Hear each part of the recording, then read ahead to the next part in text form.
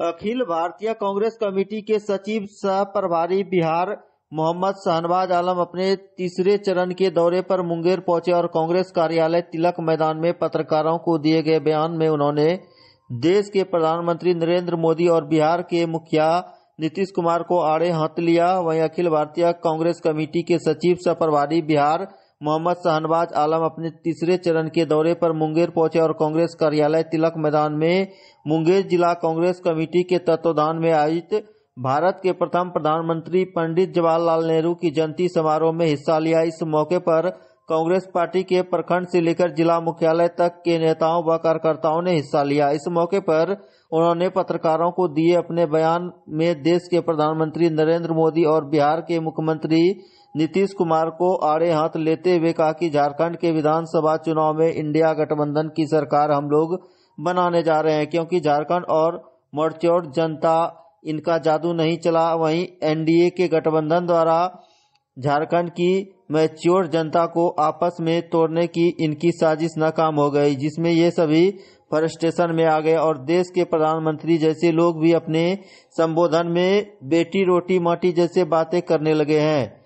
और वहीं बिहार के मुख्यमंत्री नीतीश कुमार की बात करें तो आज से पहले किसी ने सार्वजनिक रूप से प्रधानमंत्री का पैर नहीं छुआ, यहाँ तक कि उन्होंने एक पूर्व सांसद का भी पैर छुआ। ये बिहार वासियों की गरिमा के अपमान की बात है। इस बार बिहार के विधानसभा चुनाव में हम लोग इंडिया गठबंधन की सरकार बनाने जा रहे हैं, क्योंकि इस बार चुनाव में बिहार के विकास का मुद्दा तो रहेगा, इसके साथ ही बिहार की गरिमा के वापसी की भी हम लोग लड़ाई लड़ेंगे। देखिए, जब से मैं आईसीसी बना हूँ मेरी जिम्मेदारी है कि अपने प्रभार क्षेत्रों में दौरा करूँ।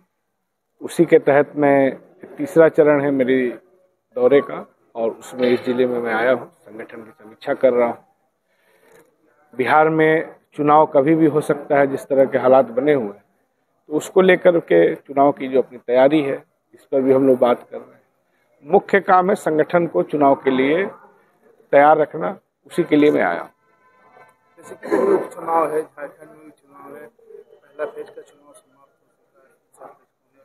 क्या लगता है जो उपचुनाव जो है आगे की राजनीतिक तय कर देगी, झारखंड का जो चुनाव है बिहार में जो चुनाव होने वाला है उसका वो दिशा दे देगा? झारखंड में निश्चित तौर पे इंडिया गठबंधन की सरकार बनने जा रही है। जिस तरह की भाषा प्रधानमंत्री, गृह मंत्री, तमाम लोग इस्तेमाल कर रहे हैं वहाँ पे जाकर के, उससे पता चलता है कि बहुत फ्रस्ट्रेशन है, कुंठा है और उनको लग रहा है कि उनका जो विभाजन करने की जो राजनीति है वो झारखंड में नहीं चलेगी।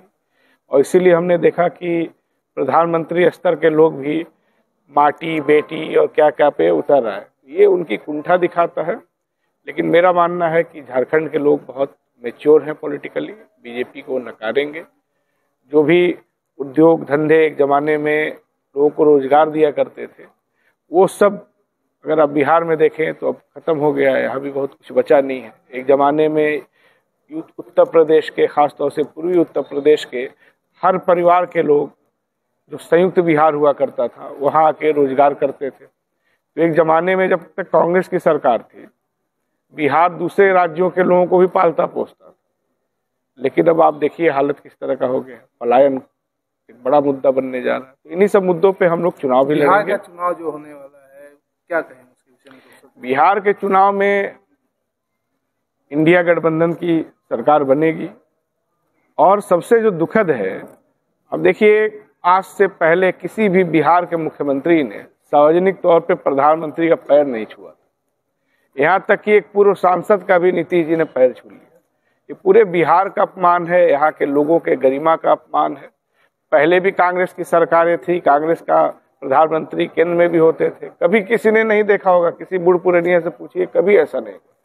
तो अगला जो चुनाव है वो बिहार के मुद्दों पे तो है ही, बिहार की गरिमा, उसके इकबाल को वापस लेने का भी चुनाव होने जा रहा है और वो चुनाव हम लोग जीतेंगे, वो चुनाव बिहार जीतेगा।